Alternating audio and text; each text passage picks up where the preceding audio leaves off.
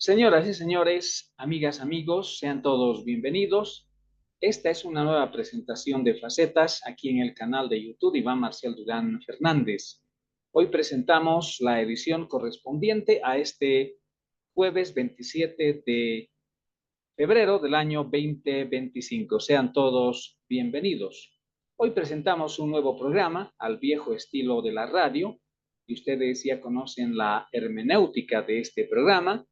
Damos lectura a artículos de prensa sobre temas de interés nacional e internacional. Artículos de prensa también de la prensa nacional e internacional. Antes de comenzar el programa, quiero agradecer siempre, de sobremanera, a todos quienes se han suscrito a Facetas en canal de YouTube de quien les habla Iván Marcel Durán Fernández. Sabemos que su apoyo moral es muy importante para continuar de manera periódica brindando, proyectando, difundiendo, ese es el término más correcto, difundiendo este programa porque estamos donde otros no están. También es oportuno indicar, y reitero antes de comenzar el programa, que desde la próxima semana, desde el próximo miércoles 5 de marzo, de manera interdiaria, lunes, miércoles y viernes, presentaremos a través de radio, Facetas Radio, desde Potosí, Bolivia, en radio clásica frecuencia modulada 92.5 y ustedes que están fuera de la ciudad de Potosí, están en el interior de Bolivia o en cualquier parte del mundo, por supuesto podrán sintonizar en el internet a Radio Clásica 92.5. Y ahora comenzamos con nuestro programa de Facetas aquí en el canal de YouTube Iván Marcel Durán Fernández. Sin lugar a dudas, el tema de la educación es un tema que debe merecer siempre la preocupación de todos y cada uno de los bolivianos y bolivianas. Siempre se ha dicho que el tema cultural, el tema de la educación es o son mejor elementos importantes para que haya desarrollo integral en un Estado. De nada va a servir que un Estado tenga potencialidades económicas, potencialidades materiales, si el grado de educación de sus habitantes no es el óptimo y está por debajo de condiciones que son favorables y que tienen otros países. También se ha dicho bastante de que el tema de la educación es un tema muy bien aprovechado, pero esto va subrayado y entre comillas, por los políticos, por los malos políticos, por algunas agrupaciones políticas, sobre todo de la ultraizquierda o de la izquierda radical, que en el caso de los países del socialismo del siglo XXI están aún aprovechando debidamente, pero los efectos, por supuesto, son negativos. Y Bolivia no es la excepción. Lamentablemente, nuestra patria está bajo esa lupa del socialismo del siglo XXI. Y ojalá, aunque eso lo veo muy, muy lejos, ojalá que las elecciones de este año sea el punto de partida para comenzar a hacer el cambio que todos estamos deseando. La fuente es Correo del Sur y ha sido publicado también por Correo del Sur Radio en 90.1 frecuencia modulada y tiene relación y sobre todo es una pregunta que se hace. ¿Cuáles son las causas del bajo rendimiento académico en Bolivia? Presten atención, vamos a dar lectura a este artículo que lo considero muy, pero muy importante. Una evaluación de estudiantes de secundaria realizada en 2023 por el Observatorio Plurinacional de la Calidad Educativa revela preocupantes índices de reprobación en distintas materias. Para Miguel Ángel Amonzabel, analista e investigador socioeconómico, esto representa una situación crítica en la educación boliviana, dado los resultados obtenidos en los 9 departamentos, tanto en unidades educativas públicas, privadas y de convenio, en áreas urbanas y rurales. Los datos muestran que 97 de cada 100 estudiantes reprobaron matemáticas, 98 fallaron en física, 97 en química y 67 no poseen, y esto es lo más grave, no poseen comprensión lectora. Es decir, leen, pero no entienden lo que leen. Estos resultados no varían considerablemente entre colegios privados y públicos. Es una situación bastante dramática que es multicausal. Uno de los principales motivos es que no ha habido una evaluación cuantitativa, indicó Amonzabel en contacto con Correo del Sur, Radio, FM 90.1 y AM 980 en amplitud modulada en la ciudad de Sucre. Ahora viene la pregunta, ¿cuáles son las causas? Y según Amonzabel, los resultados de la prueba y el bajo nivel académico de los estudiantes bolivianos, por supuesto que están ligados a varias causas. Una de las principales está relacionada con la aplicación de la Ley 070 Avelino Signani Elizardo Pérez, que redujo la carga horaria de las materias exactas y biológicas. Esto es grave y tienen que darse cuenta. Reitero, las causas para este analista de educación Amonzabel dice están relacionadas primero con la aplicación de la Ley 070 Avelino Signani Elizardo Pérez, que redujo la carga horaria de las materias exactas y biológicas para dar mayor importancia a asignaturas relacionadas con la despatriarcalización y la igualdad de género. Son necesarias, pero no pueden ser troncales precisos. Bueno, hay discrepancias. No veo yo razón alguna para decir que son necesarias o son necesarios temas como la despatriarcalización. Ese es un tema estrictamente político. Y el tema de la igualdad de género, lo propio. Porque por lo menos desde este programa sostenemos que no puede haber ese tipo de discriminación entre hombre y mujer, porque hombre y mujer tienen los mismos derechos y las mismas obligaciones.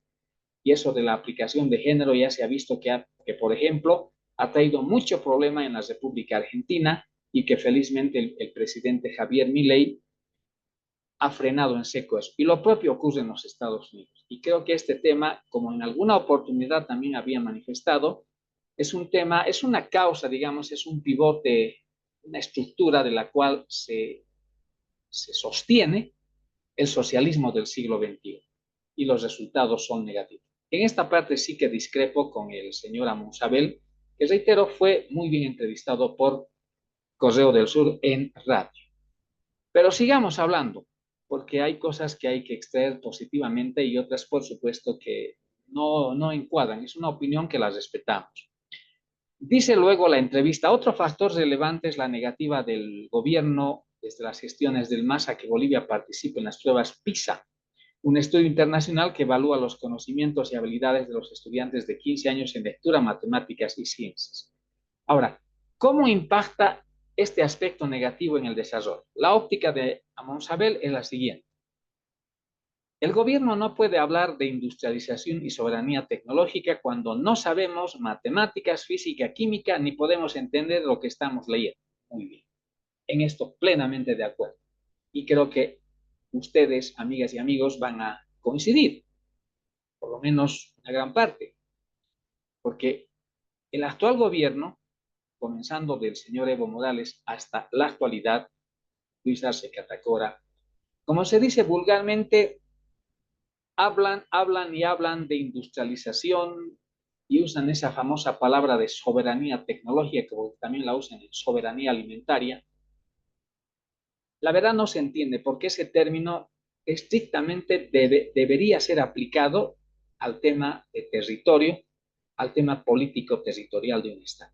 Pero hablar de soberanía alimentaria, no podemos hablar de aquello porque se crea una empresa municipal para comercializar arroz.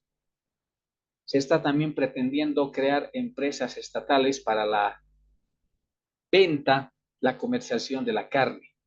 Pero ¿de dónde proviene el arroz? ¿De dónde proviene la carne? Viene del área privada. Entonces, ¿de qué soberanía me habla? Es que el Estado también quiere, entre comillas, meterse a esos aspectos. Ahí hay un error y creo que en esta parte el entrevistado por Correo del Sur tiene la razón. Claro, el gobierno habla de industrialización, habla de soberanía tecnológica, pero los estudiantes desde hace 20 años no entienden matemáticas, física y química.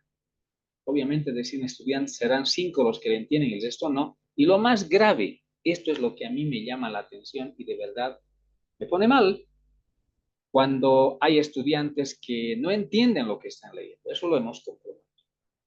Es muy grave porque se entiende que una persona debe de explicar lo que leyó. Lo que acaba de leer tiene que interpretar, tiene que explicar. Muchas veces se ha visto de que muy a las duras penas van leyendo estudiantes párrafos de un libro, de un periódico, etcétera, y cuando se les pregunta qué es lo que se entendió o procedan a interpretar lo que leyeron, solamente reina el silencio. Eso es muy grave.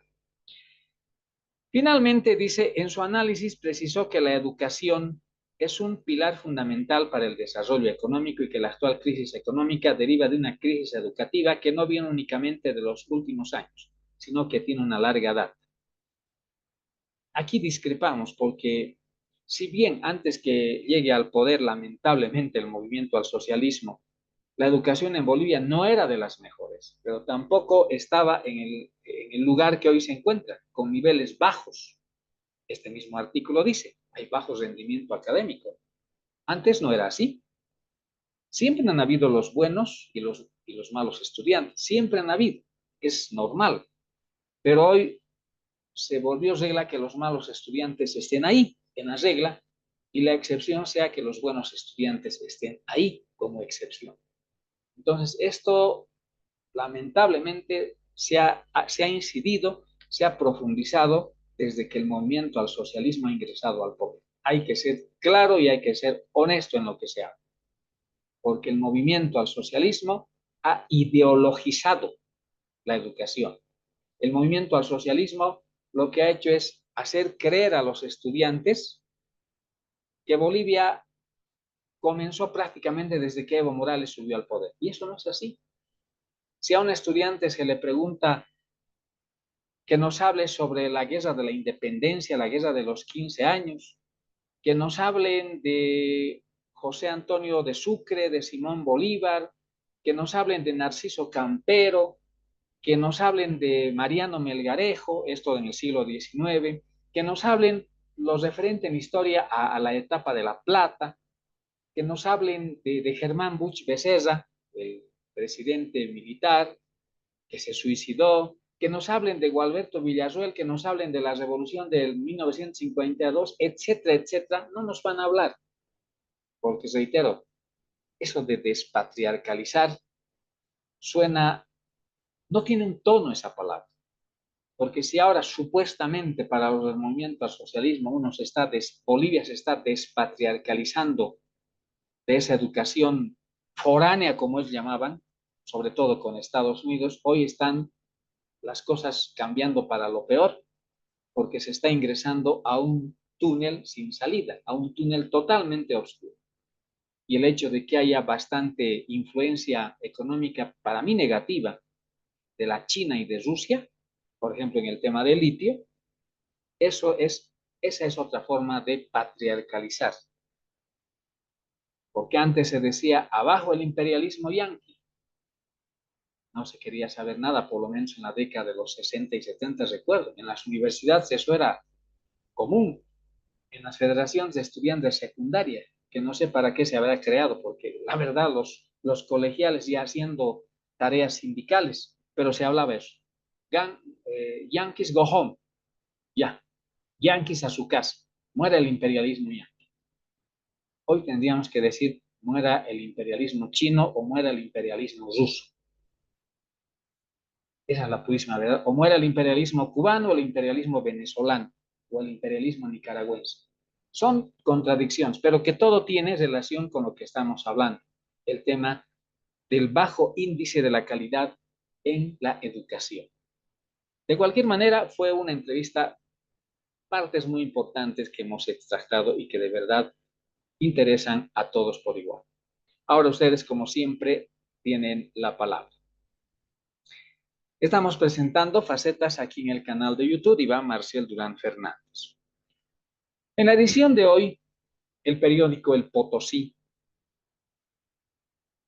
y en el tema local destaca una información que nosotros la vamos a dar lectura y por supuesto luego la vamos a comentar. Y tiene relación con este tema del litio. Ustedes saben que el tema del litio es bien complejo. Todos creen tener la razón en lo que hablan, sobre todo los políticos, y qué decir del gobierno. Pero con el tema del litio, yo particularmente no creo que Bolivia vaya a salvarse. Y les voy a decir por qué previamente a la lectura de este artículo, que reitero, ha publicado, y es nuestra fuente, el periódico El Potosí en el ámbito local. Dice, Chile es gran productor de litio con reservas menores a Bolivia. El país vecino, es decir, Chile, tiene 53 salares y trabaja en por lo menos la mitad con participación privada. Se supone que Bolivia tiene mayores cantidades, mayores reservas, aunque no han sido cuantificadas estas reservas. Ojo, pero se supone que Bolivia tiene mayores reservas de litio que Chile. En cambio, Chile, que ahora es un gran productor de litio, teniendo reservas menores. Y esto es lo que reitero y debe llamarnos a la atención. El país vecino dice tiene 53 salares y trabaja en por lo menos la mitad con participación privada. Aunque sus reservas no se comparan con las de Bolivia, Chile está explotando por lo menos la mitad de sus salares y de esa manera se convirtió en el segundo productor mundial de litio. Se conoció ayer en el conversatorio que sobre la minería en Potosí, su dimensión económica, histórica y social, se realizó en la Casa Nacional de Moneda de Potosí. Tanto el ciclo de conferencias como el conversatorio fueron organizados por la Sociedad de Investigación Histórica de Potosí, y pese a que el Cerro Rico y la explotación de la plata fueron puntos centrales en las exposiciones de los expertos, el tema que más polémica provocó fue el de litio, debido a la incertidumbre sobre su explotación en Bolivia. Uno de los expositores fue Johannes Renner, catedrático de la Universidad Católica de Chile, investigador principal del Núcleo Milenio Impactos de China en Latinoamérica, ICLAC, y miembro fundador del Centro de Estudios Asiáticos de la Universidad Católica, que actualmente trabaja sobre el impacto del comercio internacional y de la inversión extranjera a nivel regional y local en el referido país. El experto compartió datos que sorprenden si se toma en cuenta que las reservas de litio de Chile son exiguas en comparación a las del Salar de Uyuni. Chile tiene 59 salares y 23 de ellos son operados actualmente mediante contratos de diverso tipo y con una alta participación del sector privado tanto nacional como extranjero. Tan solo en el 2020 produjo 18.000 toneladas que representan alrededor del 22% del total de la producción mundial de 82.000 toneladas de litio y lo ubica como el segundo productor en el mundo después de Australia. La producción acumulada total de Chile en los últimos 36 años es de 266.156 toneladas. Renner dijo que el Estado chileno le asigna tanta importancia al litio que ha adecuado su legislación en torno al aprovechamiento de este metal, que es altamente requerido para la fabricación de baterías de teléfonos móviles. Eso ha permitido generar utilidades y regalías que el gobierno chileno reinvierte en la exploración de nuevos yacimientos y el fomento de la investigación, no solo en la ingeniería de energía, sino en otras disciplinas. Eso no estamos haciendo en Bolivia. Bolivia se ha politizado este tema del litio. Al margen de que el gobierno no ha cumplido en escuchar, como se dice, al pueblo, a todos los actores bolivianos, no solo a los potosinos, no solo a los uyunenses, no solamente a los de la provincia de Daniel Campos, etcétera, sino escuchar a todo el pueblo de Bolivia. Trasuntar qué es lo que quiere el pueblo boliviano, porque en el tema de recursos minerales, recursos naturales, lamentablemente Bolivia siempre ha errado el camino y como lo dijo en algún momento el periodista argentino que reside en Estados Unidos, Andrés Oppenheimer, que también es escritor, los países donde se cuenta con ingentes cantidades de materias primas, sobre todo recursos naturales, minerales, son los que menos han progresado. Y aquí la comparación es clara de lo que reza esa información que ha publicado el periódico El Potosí. Chile teniendo menos reservas de litio que Bolivia, en el Salar de Uyuni, para ser más exactamente, en este momento ya nos lleva unos 10, 15, 20 años en la explotación y es con el concurso de empresas privadas. En Bolivia se le tiene miedo a la empresa privada, peor desde hace 20 años, es la verdad. Y para evitar eso, el gobierno lo que hace es traer por debajo empresas chinas, empresas rusas, empresas chinas que como en algún momento también se ha hecho pública la denuncia, tienen capitales de arranque muy, pero muy por debajo de lo que deberían ser capitales para este tipo de empresas. Ustedes tienen la palabra, señoras y señores. Ese es un tema de nunca acabar, pero esa comparación que se la hace es preocupante, la verdad les digo. Otro tema que ustedes también tienen que analizar, ya que estamos hablando de elecciones, aunque no se ha todavía hecho pública la convocatoria de elecciones, y es lo que mucha gente, la gran mayoría, está reclamando, está solicitando. Aparte, o mejor, junto al saneamiento del padrón electoral. Porque si el padrón electoral, este que tenemos actualmente, pasa a ser parte del motor electoral para las próximas elecciones, los resultados ya los sabemos de antemano. Vamos a ir a votar el 17 de agosto los bolivianos, pero no vamos a elegir.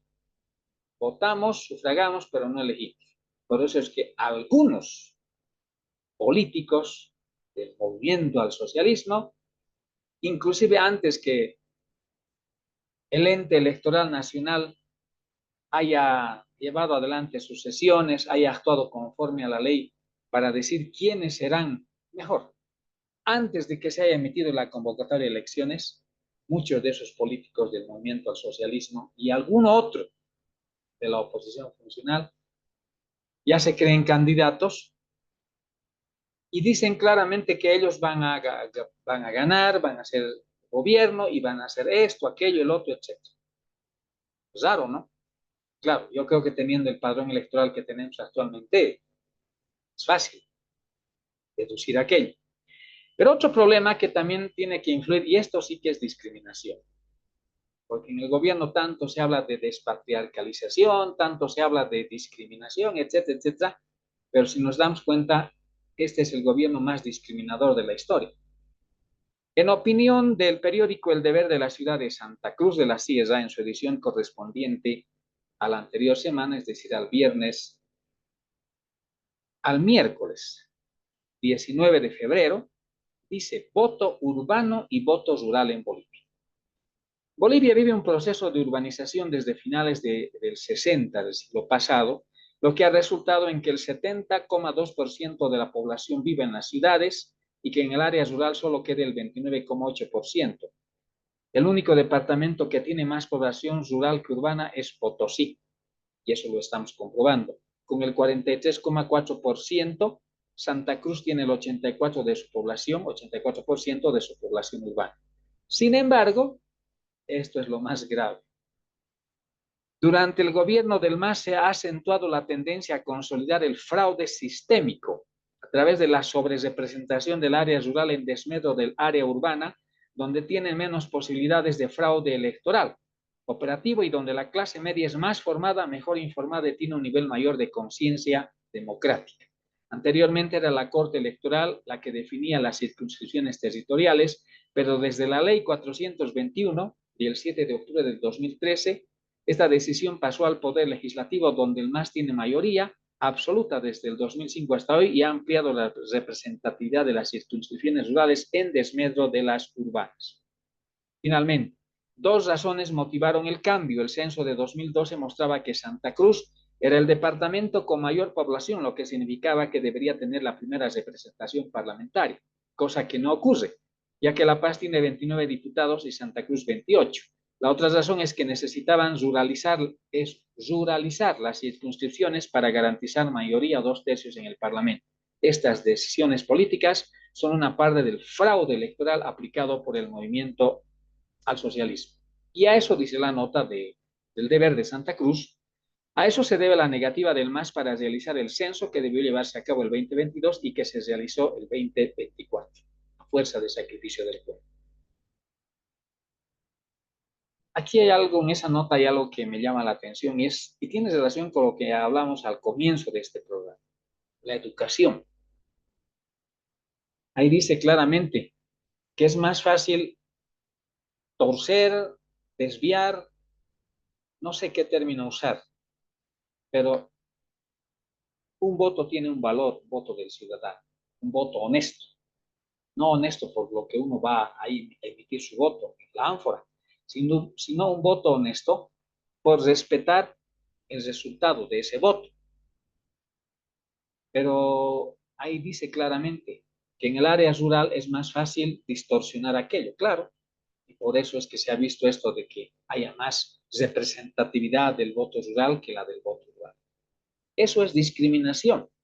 Y como dice esa nota, eso también es parte de un fraude electoral. Si en Bolivia, con la nueva constitución que ha propugnado el MAS, aunque no en las mejores condiciones, se habla tanto de la igualdad, se habla tanto de la despatriarcalización, etcétera, etcétera, pero con esto de que hay preeminencia, hay mayoría, entre comillas, hay más valor del voto rural frente al voto urbano, esos postulados de esa izquierda recalcitrante quedan en el tacho. Porque en ninguna parte del mundo donde por lo menos esté funcionando adecuadamente un sistema democrático electoral se puede permitir aquello, porque áreas rurales hay en todas las ciudades del mundo, es decir, habitantes y lugares físicos, espacios que estén alejados de centros urbanos. Eso hay en todos los países del mundo. Hablando de aquellos donde su sistema de elección de gobernantes está enmarcado dentro del marco de la institucionalidad de la democracia y sobre todo dentro del marco del voto que sea universal y que sea secreto. Todos van a votar el día de una elección, eligen a su gobernante y el voto es tan importante como del que vive en la ciudad como del que vive en poblados en el área rural. Pero en Bolivia no ocurre aquello. Entonces, ese es el fraude electoral. Esos aspectos de la preeminencia del voto rural frente al voto urbano, que desde cualquier punto de vista no es justo, no es correcto, que es fraude electoral, eso tiene que cambiar junto al padrón electoral. Si esto no se cambia, los resultados ya sabemos cuáles son. Por eso, reitero, hay muchos políticos, ya los conocemos, que se sienten ya triunfadores, ganadores, pese a tener severas restricciones legales. En el caso del señor Evo Morales, por ejemplo, haciendo a un lado respetuosamente lo de la sentencia constitucional, lo que a nivel internacional se ha dicho que la reelección no es un derecho humano, lo que debe importarnos, o mejor tiene que importarnos a los bolivianos, es el resultado del referéndum, donde se ha impuesto el no a que Evo Morales vaya a la reelección. ¿Por qué ese referéndum? Porque fue el pueblo del que tanto habla. Fue el pueblo, yo también fui, usted también fue, fuimos nosotros porque somos parte del pueblo, y en el referéndum emitimos un voto donde dijimos no a la reelección de Evo Morales Ayala. Si el pueblo decidió en aquella oportunidad por el no, eso se tiene que respetar.